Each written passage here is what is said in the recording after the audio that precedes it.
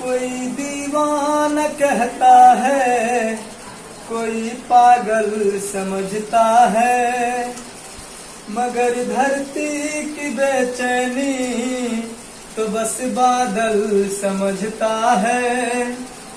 मैं तुझसे दूर कैसी हूँ, तू मुझसे दूर कैसा है, ये मेरा दिल समझता है, ये तेरा दिल समझता है, ये मेरा दिल समझता है, ये तेरा दिल समझता है।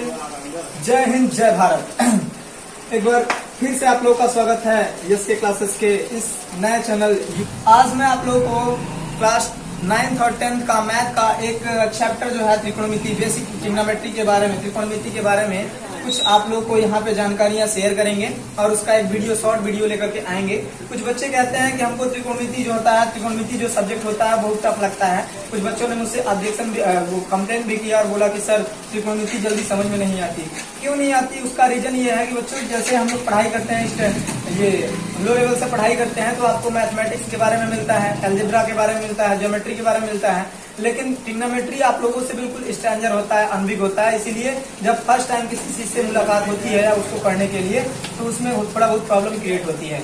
उसी प्रॉब्लम को हम इस तरीके से आज सॉल्व करेंगे कि वो सारी की सारी समस्याएं आपकी क्या हो जाएंगी, सॉल्व हो जाएंगी। चलिए वीडियो को ज्यादा टाइम न लेते हुए वीडियो को जस्ट स्टार्ट करते हैं। तो जैसा कि पता है कि आप लोग को जो त्रिकोणमिति शब्द है, ठीक है, त्रिकोणमिति ये जो शब्द है ये आप लोगों का किससे मिलकर बना हुआ है? थ्री का मीन्स होता है आप लोग का बच्चों 3 होता है। कोण का मतलब आप लोग समझते ही हैं कि कोण, एंगल, जहां पर 2 रेखाएं ये आकर के सबमिट कर जाएं। और उसके बाद मिति का मतलब होता है आपका मापन, ठीक है। तो हम कहेंगे क्या, सिंपली तरीके से समझ सकते हैं कि एक ऐसा डायग्राम या फिगर के माध्यम से एक ऐसा डायग्राम जिसमें तीनों कोणों का मापन किया जाए, त्रिकोणमिति के थ्रू या अंतर्गत आता है। अब देखिए इसमें क्या होता है, कभी कभी आपको एंगल डिफाइन करने के लिए बोलता है, तो कभी कभी थीटा की वैल्यू निकालने के लिए बोलता है। अब ये है क्या चीज, इसके बारे में समझ लेते हैं। जो त्रिकोणमिति होता है, त्रिकोणमिति में टोटल आपके 6 फंक्शन होते हैं। कौन कौन से? साइन, कॉस और थर्ड आपका क्या होता है, टैन होता है। साइन, कॉस और टैन। जब यहाँ पे साइन, कॉस और टैन की बात करें तो इसको समझने से पहले आपको बेसिकली जो है आपको पाइथागोरियन थ्योरम के बारे में पता होना चाहिए। अब देखिए पाइथागोरियन थ्योरम क्या है।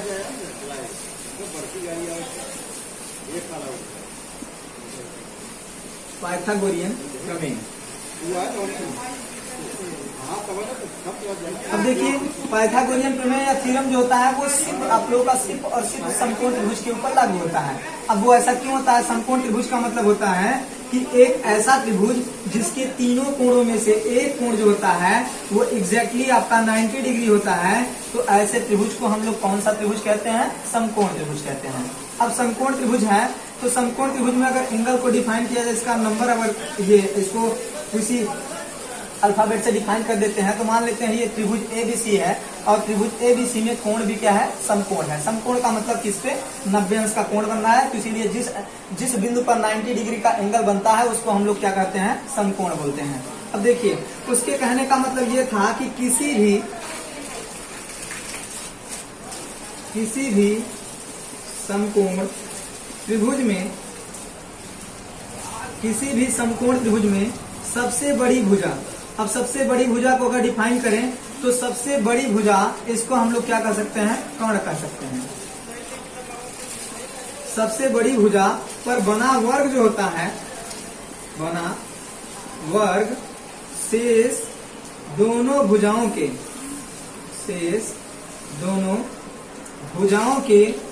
वर्गों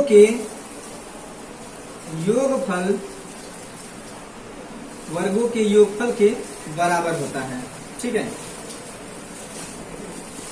वर्गों के योगफल के बराबर होता है। अब यहाँ पे आपको समझना पड़ेगा कि ये कर्ण क्या होता है, आधार क्या होता है और उसके बाद आप लोग का लंब क्या होता है। देखिए ये जो बिल्कुल पिलर की तरह खड़ा होता है, ये पिलर की तरह आपको ये स्टेट बिल्कुल आप लोगों को खड़ा हुआ दिखाई दे रहा है, तो इसको हम लोग कहते हैं लंब। जिसको इंग्लिश में क्या कह सकते हैं, परपेंडिकुलर कह सकते हैं। उसके बाद ये जो नीचे का साइड होता है इसको हम लोग कहते हैं आधार। आधार बोले तो आप लोग का क्या इसको इंग्लिश वर्ड होता है बेस।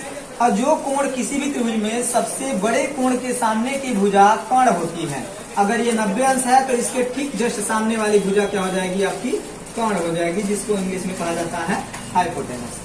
अब उसके कहने का मतलब ये था कि किसी भी समकोण त्रिभुज में सबसे बड़ी भुजा, यहाँ पे सबसे बड़ी भुजा आपकी क्या है, कर्ण है, तो कर्ण को क्या कहेंगे, सबसे बड़ी भुजा पर बना वर्ग शेष दोनों भुजाओं।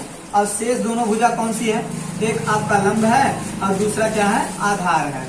तो शेष दोनों भुजाओं पर बने वर्गों के, इसका भी वर्ग कर दिया, इसका भी वर्ग कर दिया, शेष दोनों भुजाओं पर बने वर्गों के योगफल के बराबर होता है। तो इसका मतलब अगर रिलेशन निकालना चाहें तो यहाँ पे ये रिलेशन सामने आता है कि कर्ण का स्क्वायर बराबर क्या हो जाता है, लंब का स्क्वायर प्लस आधार का स्क्वायर हो जाता है। अब इसी तरीके से मान लीजिए अगर कोई फिगर दे दिया, डायग्राम दे दिया, अब इसमें क्वेश्चन पूछता है कि कोई 10 मीटर लंबा खंभा है, अब 10 मीटर लंबे खंभे से एक तार को इस प्रकार वहां से बांध करके या खंभे से बांध करके उसको जमीन के किसी बिंदु पर इस प्रकार गाड़ा गया है कि उसके जहां पर तार जो है भूमि को स्पर्श करता है, भूमि पर गाड़ा गया है, उसके बीच की क्षैतिज दूरी 8 मीटर है, तो बताइए तार की लंबाई क्या होगी। तो उस स्थिति में क्या होता है, इसी के माध्यम से ये जो पाइथागोरियन थ्योरम होता है समकोण त्रिभुज के नियम पे ही उस क्वेश्चन को सॉल्व करते हैं। सबसे पहले डायग्राम बनाते हैं तब सॉल्व करते हैं। अब यहाँ पे देखिए, अगर सपोज कीजिए क्वेश्चन में आपको अगर लंब दे दिया, कर्ण दे दिया, आधार निकालना है, तो क्या करेंगे, आधार निकालेंगे तो लंब को इस साइड में लाएंगे। तो इसके लिए जो हमारा दूसरा जो इसी से फार्मूले से जो होता है बनता है, आधार का स्क्वायर बड़ी भुजा में से छोटी भुजा को माइनस कर देंगे, तो कर्ण का स्क्वायर माइनस क्या हो जाता है, आपका लंब का स्क्वायर हो जाता है। तो ये सेकंड पॉइंट यहाँ से, सेकंड फार्मूला यहाँ से निकल जाता है। फिर उसके बाद अगर बात करें यहाँ पे, अगर मान लीजिए सपोज कीजिए आपको कर्ण दे दिया और आधार दे दिया, लंब निकालना है, तो लंब को निकालने के लिए आपको क्या करना पड़ेगा, लंब का स्क्वायर बराबर फिर से वही चीजें आपको रिपीट करनी होगी कि कर्ण के स्क्वायर में से आधार के स्क्वायर को क्या कर देंगे, माइनस कर देंगे। तो ये चीजें यहाँ पे लंब निकल आती है। अब देखिए हमने इसके बारे में जिक्र इसलिए किया क्योंकि यहाँ पे इसकी जरूरत पड़ती है, क्योंकि त्रिकोणमिति एक ऐसा सब्जेक्ट है जिसमें तीनों कोणों के मापन के बारे में, भुजाओं के मापन के बारे में आप सीखेंगे। अब यहाँ पे देखिए त्रिकोणमिति में 6 फंक्शन होते हैं total, sine theta, cos theta और टैन थीटा, बाकी 3 होते हैं। उसको समझाने से पहले ये देखिए साइन थीटा बराबर होता क्या है, एक बेसिक सा कॉन्सेप्ट, एक लॉजिक है कि लाल बटे क्या होता है, आपका कक्का होता है।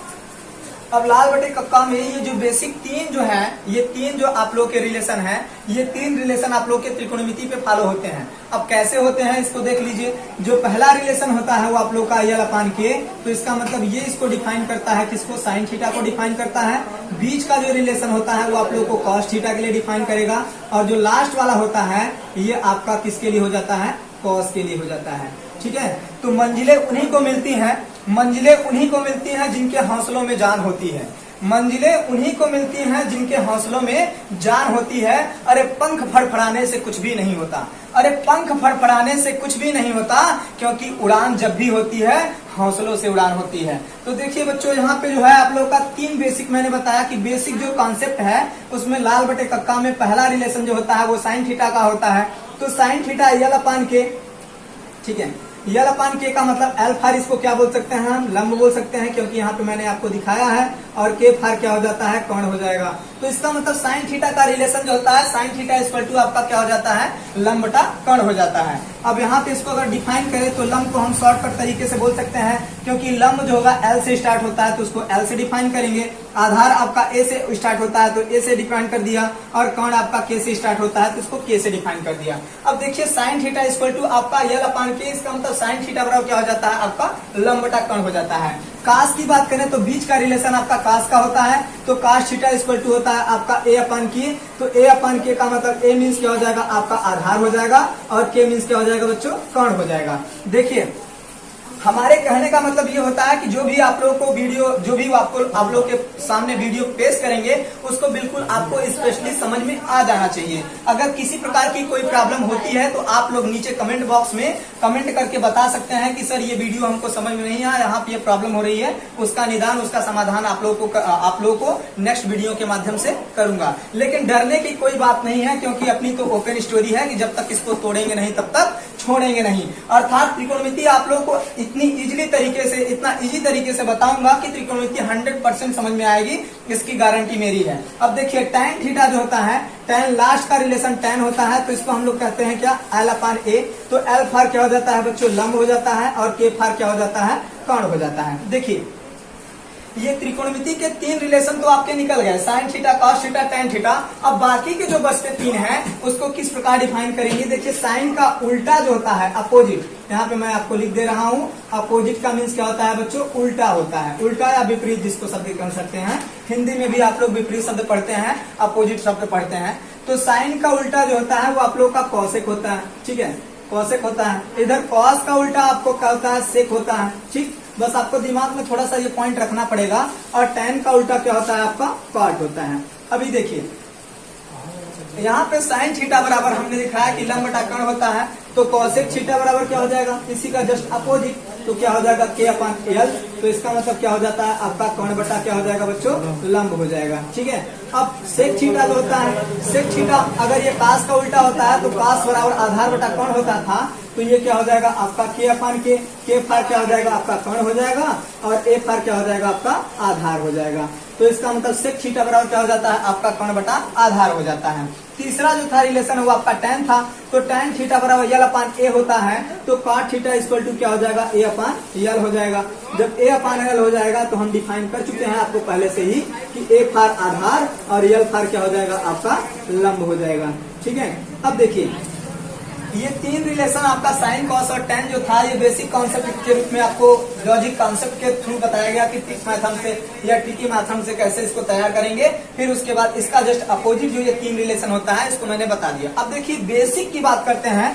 बेसिक त्रिकोणमिति फंक्शन में जो बेसिक फार्मूले बनते हैं ये आप लोग क्लास 9th में स्टडी करते हैं। तो यहाँ पे हमने बताया कि साइन का उल्टा आपका क्या होता है, कॉसेक होता है। तो इसको हम क्या कर सकते हैं, sine theta equal to one by cosec theta कर सकते हैं। अब देखिए कास का उल्टा आपका सेक होता है, तो इसको हमने किया कि कॉस थीटा इक्वल टू 1/ क्या कर दिया, इसको सेक थीटा कर दिया।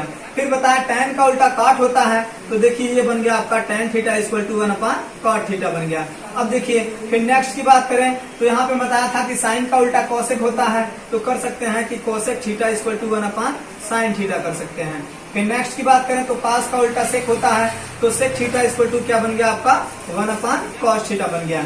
फिर उसके बाद tan का उल्टा कॉट होता है, तो कॉट थीटा इक्वल टू क्या हो जाता है 1/tan थीटा हो जाता है। अब बताइए ये जो बेसिक फार्मूले आपके यहाँ पे आ गए, अब इसको बताने के लिए, इसको याद करने के लिए आपको याद करने की जरूरत पड़ी, बिल्कुल नहीं पड़ी। क्योंकि जब ये बातें आपको समझ में आ जाती हैं कि ये जो बेसिक 3 रिलेशन होते हैं इसका 3 अपोजिट जो होता है क्या होता है, तो आपका ये बेसिकली कॉन्सेप्ट जो होता है वो क्लियर हो जाता है। अब देखिए यहाँ पे एक बात समझ में आती है कि ये जो आपके फार्मूले बने हैं ये आपको बहुत हेल्प करते हैं प्रूफ करने वाली सवालों में, या वैल्यू फाइंड आउट करने के लिए देता है तब उसमें बहुत ही हेल्प करते हैं। अब इसी में देखिए कुछ एडिशनल थोड़ा सा आपको दिमाग में रखना पड़ता है।